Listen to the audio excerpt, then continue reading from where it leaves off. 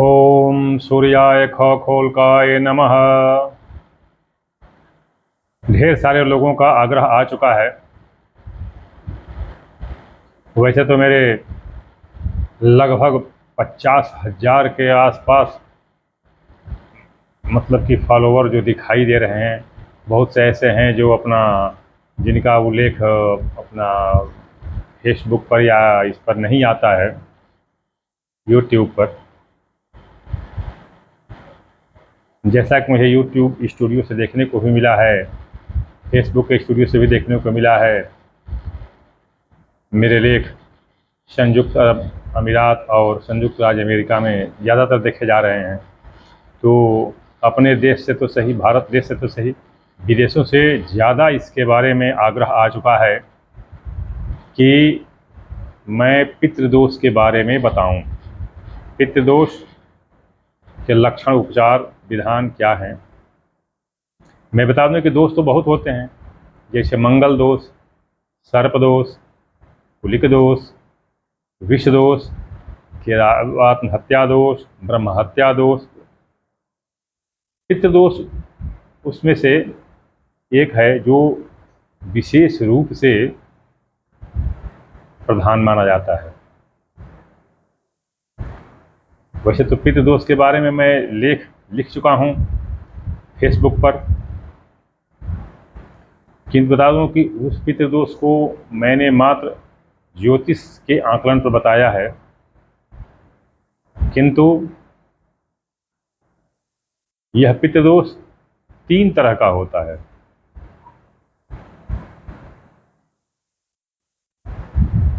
एक होता है प्रतिकृत,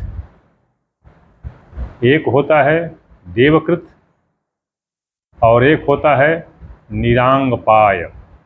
निरांगपाय तो वैसे इन नामों से क्या लेना देना, मैं बता दूं कि 3 तरह से होता है। इन 3 तरह के होने का प्रधान कारण क्या है मैं बता दूं कि पितृदोष का मूल जड़ यानी कहाँ से उत्पन्न होता है, किसके लिए उत्पन्न होता है, किसके कारण उत्पन्न होता है। तो उसमें सूर्य और चंद्रमा दोनों प्रधान हैं। लेकिन विशेष रूप से प्रचलित रूप में आप देखते होंगे या आपको बताया गया होगा या ऐसा कहा प्रसिद्ध भी किया जाता है, बताया भी जाता है कि यह सूर्य के कारण होता है। ठीक है, मान लिया सूर्य के कारण होता है। विशेष रूप से मैं आगे वीडियो को न बढ़ा करके मैं बाकी कथाओं को छोड़ करके मैं मुख्य कथा पर ही आता हूँ। सूर्य कहा जाता है, ज्योतिष में कहा जाता है कि सूर्य से राहु की युति हो और उस पर शनि की दृष्टि हो। सूर्य राहु से युक्त हो और उस पर केतु की दृष्टि हो। शनि राहु से युक्त हो और सूर्य केतु की युति हो। ये 2 तो बता दिए गए, लेकिन तीसरा जो महत्वपूर्ण होता है और सबसे घातक विशेषतः आज के परिप्रेक्ष्य में, वह होता है शनि मंगल की युति और उस पर राहु की दृष्टि, या शनि राहु की युति और उस पर मंगल की दृष्टि। ये बहुत घातक होता है आज। और मैं ये जो शास्त्रों में लिखा है वो तो ठीक है, कोई बात नहीं है। ये मेरा कम से कम लाखों लोगों के ऊपर किया गया अनुभव है कि शनि मंगल की युति हो, उस पर राहु की दृष्टि हो, या राहु शनि की दृष्टि हो, उस पर राहु शनि की युति हो, उस पर मंगल की दृष्टि हो, या मंगल राहु की युति हो, उस पर शनि की दृष्टि। यह बहुत घातक होता है। तो ये 3 तरह से होता है। इसके पीछे ये क्या, इसको कैसे बताया गया है पुराणों में या कथाओं में कि पितृदोष हमेशा सूर्य के कारण होता है। तो सूर्य ने अपने इस दोष को जो बताया कि प्रतिकृत, स्वकृत और निरांगपाय जो होता है, ये इन तीनों को 3 विभाग में बांट करके और 3 लोगों के सुपुर्द कर दिया है। किसके सुपुर्द? एक तो अपने पुत्र यम, एक अपने पुत्र शनि और एक अपनी पुत्री यमी। तो यमी का जो होता है, यही मंगल वाला जो होता है, ये गड़बड़ होता है। यमी का जो होता है ये चंद्रमा के कारण होता है। सूर्य ने इन 3 दोषों को जो दिया है, तीनों में बांट दिया है अपने संतानों को, तो उसमें यमी का दोष जो होता है वो चंद्रमा की संलग्नता के कारण होता है। ठीक वैसे ही जैसे चंद्रमा सूर्य के साथ युक्त हो, चंद्रमा शनि के साथ युक्त हो, चंद्रमा मंगल के साथ युक्त हो, उस पर राहु की दृष्टि हो, शनि की दृष्टि हो, यानी ये परस्पर दृष्टि और युति हो।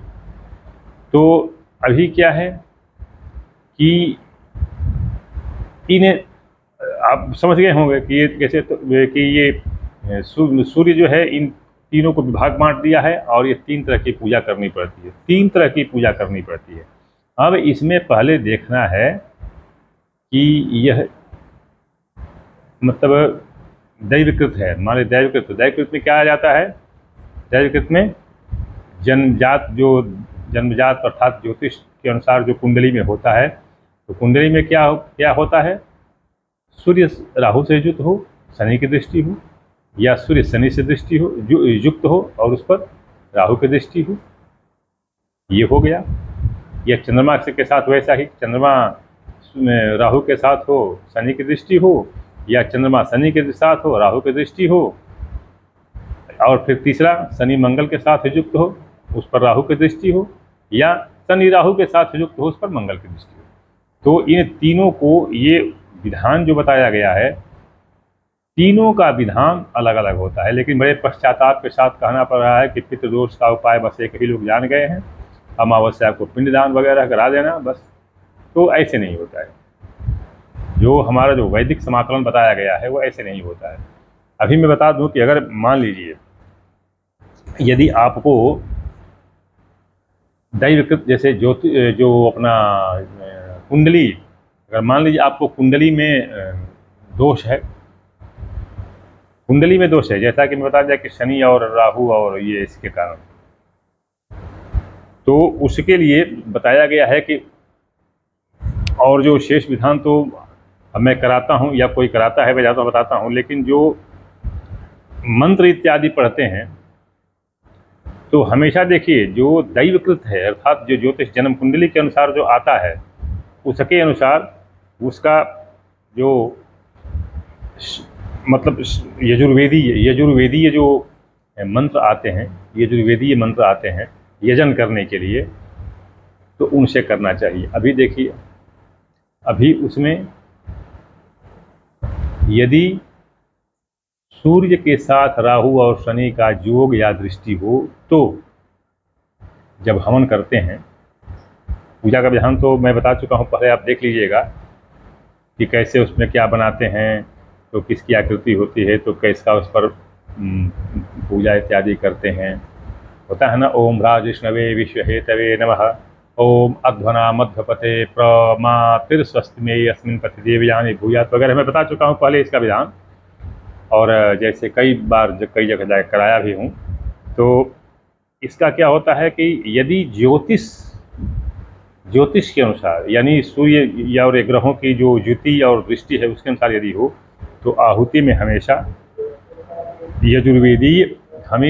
यजुर्वेदीय मंत्रों का सहारा लेना चाहिए। और उसमें बताया गया है यजुर्वेद के 19वें अध्याय के जो 19वां जो अध्याय है, 19वें अध्याय में 36वां और 37वां मंत्र है।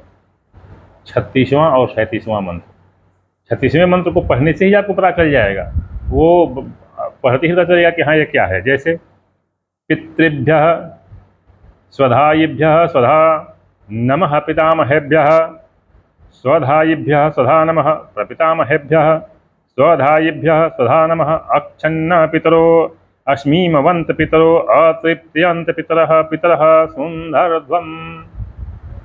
ये मंत्र को पढ़ते ही पता चल जाता है कि ये क्या है।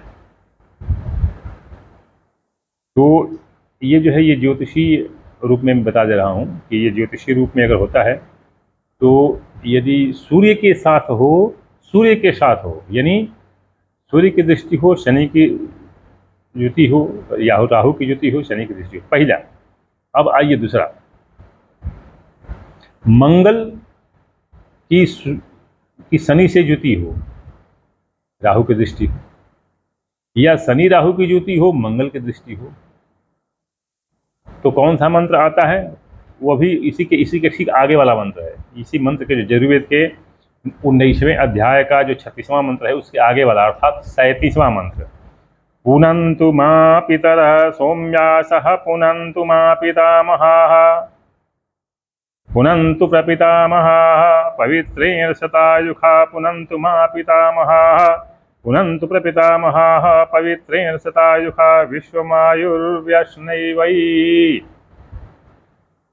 अब इस मंत्र को क्या करते हैं, तो मैंने जैसे बताया कि इसमें एक एक शब्द का उच्चारण, जैसे ओम पितृभ्यः स्वाहा, पहला ओम स्वधायिभ्यः स्वाहा, ओम स्वधा स्वाहा, ओम नमः स्वाहा, ओम पितामहेभ्यः स्वाहा। इस तरह प्रत्येक शब्द का उच्चारण करते करके और स्वाहा करके और फिर आहुति डालते हैं। आहुति में जो होता है उसमें क्या होगा ये पता नहीं क्या क्या वो चीज़ से मतलब नहीं है। देखिए, दशांग, गूगल, सर्वौषधि, काला तिल और घी, इसके सिवाय कुछ नहीं। ये जौ और क्या ये मखाना और बादाम और पता नहीं क्या क्या डालते हैं, नो, कुछ नहीं, कुछ नहीं। क्या क्या चीज़? दशांग, गूगल, सर्वौषधि, काला तिल और घी। क्या क्या चीज? फिर सुन लीजिए, बता दे रहा मैं आपको। सर्वौषधि, दशांग, गूगल, काला तिल और घी, बस यही 5 चीजें परस्पर बराबर भाग में, सम भाग में मिला करके और फिर इसकी आहुति देनी है। अब आहुति का कितना होना चाहिए? देखिए, इसमें बताया गया है जो अंतिम मंत्र जो बताया गया है दोनों में, जैसे 36वें मंत्र का भी जो अंतिम है वो क्या है? सुंधध्वम 108 बार, 108 बार, 108 बार आहुति डालनी चाहिए।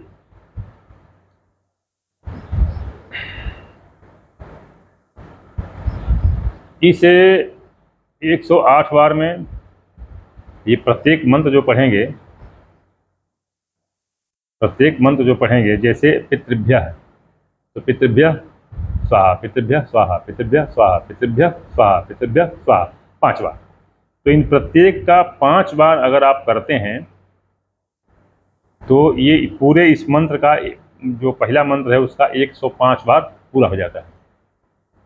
ये 5 बार ऐसे हवन करेंगे। इसी तरह से ये पिछले मंत्र का भी, जैसे है ना, पुनंत स्वाहा, माँ स्वाहा, पितरः स्वाहा, इस तरह इसको भी करेंगे, दूसरे मंत्र को भी, तो यह 108 बार, 105 बार पूरा हो जाता है। तो ये इस तरह से इनका 5-5 बार स्वाहा करके करना चाहिए। शेष विधान तो जो है अपना इसका नारियल रख करके और वो जो पलाश का पत्ता है उस पर रख करके और जौ का पिंड बना करके वो सब तो करते ही हैं, वो तो सब विधान है। यदि संभव हुआ, मैं तो क्या कहूँ, सबसे बड़ी गड़बड़ हो जाती है। मैं बहुत कराया हूँ, कराता भी हूँ। मैं एक वीडियो डाल रहा हूँ, आप देख लीजिएगा कैसे कितना यहाँ पर फंक्शन चल रहा है, वो अपना कि कौन कौन सी पूजा चल रही है, तो उसमें मैं दिखाने की कोशिश भी करूँगा। अगर हो सका तो किसी को पकड़ के मैं वीडियो बनवाऊँगा, बना के भाई रख दो, ताकि लोगों के देखने के काम आवे, समझने के काम आवे। तो जब कभी मैं कराता हूँ तो उसका अगर ऐसा होता है तो मैं आपको बताऊँगा, दिखाऊँगा, लेकिन उसका विधान। लेकिन ये मंत्र जो क्या होता है, मंत्र में इसलिए मुझे वीडियो इसलिए बनाना पड़ा क्योंकि मंत्र लोग गड़बड़ कर देते हैं, एक ही मंत्र से पूरा कर जाते हैं। अभी मैं ये बता दिया किसका, सूर्य का जो है साथ में, और चंद्रमा का, सूर्य का और चंद्रमा का, यानी सूर्य के साथ शनि हो, राहु की दृष्टि हो, या सूर्य के साथ राहु हो, शनि की दृष्टि हो। पहला, चंद्रमा के साथ राहु हो, उस पर शनि की दृष्टि, या चंद्रमा के साथ शनि हो, उस पर राहु की दृष्टि। ये दोनों के लिए ये 2 मंत्र हो गए। दोनों के कारण यदि उसमें यदि हो, जन्म पत्री में यदि पितृदोष हो तो ये 2 मंत्र हो गए। अब तीसरा आता है शनि मंगल, जो सबसे घातक होता है, और इसको कोई आचार्य ब्राह्मण आज करते दिखाई नहीं दे रहे हैं। नहीं हो रहा है, कहीं नहीं हो रहा है, सबको बस वही एक मंत्र पुनंतमाम करते और सहाय भैया करते, बस उसी से पूरा कर देते हैं। आज देख रहे हैं कितना लोग शांति करा रहे हैं, कितना लोग पूजा करा रहे हैं, फल क्या मिल रहा है? लोग निराश हो जा रहे हैं, लोगों का पूजा से विश्वास उठ जा रहा है, पूजा नहीं करा रहे हैं। ऐसे ही करने का, अरे पंडित जी ने दक्षिणा के लिए सब करा दिया, दे गए, कुछ हुआ नहीं। क्यों नहीं हो रहा है? क्योंकि जो निर्दिष्ट विधान है उसके अनुसार कुछ कोई कर ही नहीं रहा है। सबके लिए अलग अलग विधान बताए गए हैं। अभी मैं आपको बता दूं कि जो शनि और मंगल है, ये सबसे ज़्यादा घातक होता है, ये सबसे ज़्यादा घातक होता है। और ये बता दूं कि ये इस विधान, तो इसका भी जो जो विधान है, भौतिक विधान जो है, वो क्या अपना वो जो पिंड और नारियल वगैरह जो भी है करना, वो पहले वो तो सबके साथ करेंगे, सबका एक ही होगा, सबका एक ही होगा। मंत्र से अभी देखिए, अब इसमें क्या है कि आप जो शनि मंगल का आएंगे, शनि मंगल में 9 मंत्र आते हैं, 9, शनि और मंगल में 9 मंत्र आते हैं। इसका उल्लेख आया है अपना अथर्ववेद संहिता भाग 2 के 13वें कांड में। अथर्ववेद संहिता भाग 2 के 13वें कांड में आया है। 13वें कांड में, किसमें? अथर्ववेद में आया हुआ है। यह किसके लिए है? अपना शनि और मंगल, या शनि और राहु की युति और उस पर मंगल की दृष्टि, ये दूसरा सूक्त है। किसका? अथर्ववेद संहिता भाग 2 कांड 13 सूक्त 2, और उसके मंत्र हैं 16 से लेकर के 24 तक। 16 से लेकर के 24 तक इसके मंत्र हैं। अब देखिए, जैसे पहला मंत्र, उदुत्यं जातवेदसं देवं वहन्ति केतवः दृशे विश्वाय सूर्यं मा। यह मंत्र है। तो इसमें भी क्या है? इसमें थोड़ा टेढ़ा पड़ता है।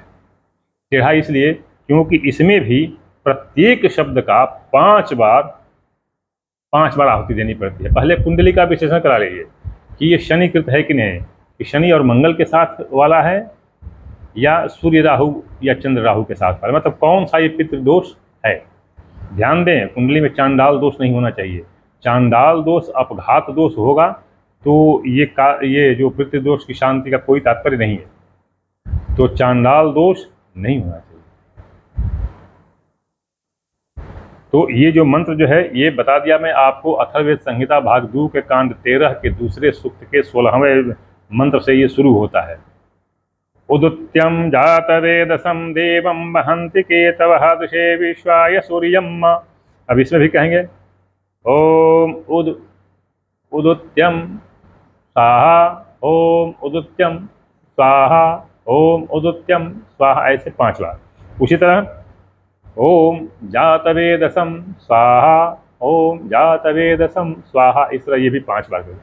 तो इस तरह से, और अंत में जो है, अंत में जो 9वां मंत्र होगा वो होगा अयुक्त सप्त सुंधत्युः सुंधयुवः सूरोरथस्य नत्यः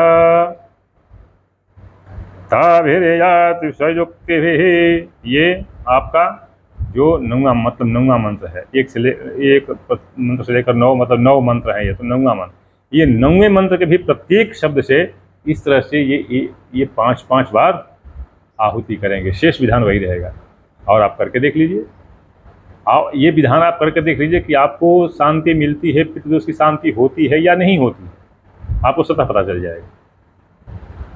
15 दिन के अंदर, 15 एक पक्ष के अंदर इसके प्रभाव का पता आपको चल जाएगा।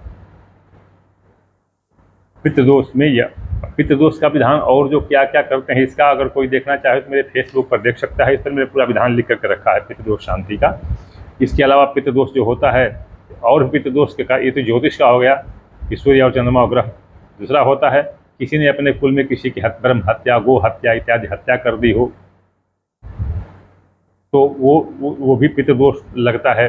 किसी ने किसी का गर्भ हनन कर दिया हो, किसी तरह से मतलब जादू टोना अपघात मंत्र इत्यादि से, वो भी होता है पितृदोष में आता है। तो ये भौतिक दोष हैं।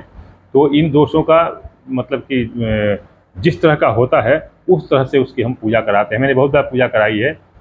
हो सकता है अगर कोई हमारे जो अनुयायी हैं, फॉलोअर हैं, अगर कहीं जाता हूँ कराने के लिए, कहीं पे मिल जाते हैं, तो अगर उनका पता रहेगा तो मैं उनको बताऊंगा, वो अपना आकर के मिल लेंगे, देख लेंगे। तो इस तरह से ये होता है। तो जो निर्दिष्ट विधान है, यह नहीं कि चाहे कोई भी पितृदोष हो, किसी तरह का पितृदोष हो, बस वही मंत्र वही एक लपेटते चले जाइए, ऐसे नहीं होता है। और इसलिए इसका पूजा का परिणाम भी नहीं मिलता है। तो आप निर्दिष्ट विधान से कीजिए। मैं फिर एक बार दोहरा दूं कि ज्योतिष यानी कुंडली में पितृदोष 3 तरह का होगा। एक होगा सूर्य राहु की दृष्टि, सूर्य राहु की ज्योति उस पर चंद्रमा की दृष्टि, या सूर्य राहु की ज्योति उस पर शनि की दृष्टि, या सूर्य शनि की ज्योति उस पर राहु की दृष्टि, या शनि राहु की ज्योति उस पर सूर्य। मतलब ये 3 के कारण, शनि राहु सूर्य पहला। दूसरा चंद्र राहु शनि, चंद्र राहु शनि, इन तीनों में युति या दृष्टि। और तीसरा होगा शनि मंगल राहु, शनि मंगल राहु, ये सबसे खतरनाक, सबसे ज़्यादा घातक होता है। तो ये सब कुंडली में यदि शनि मंगल की ज्योति हो, राहु की दृष्टि हो, राहु मंगल की ज्योति हो, शनि की दृष्टि हो, राहु शनि की दृष्टि हो, तो मंगल की दृष्टि हो, तो इस तरह से ज्योतिष ये अपना कुंडली को दिखा लीजिए। ये अगर 3 तरह हो तो मैं तीनों को बता दिया कि तीनों में कौन कौन से किसके लिए कौन सा विधान जप का करना पड़ेगा, आहुति हवन का करना पड़ेगा। इस तरह से आप कीजिए और स्वतः इसका परिणाम देखिए, इसमें आपको 100% सफलता मिलेगी। ओम सूर्याय खगोलकाय नमः।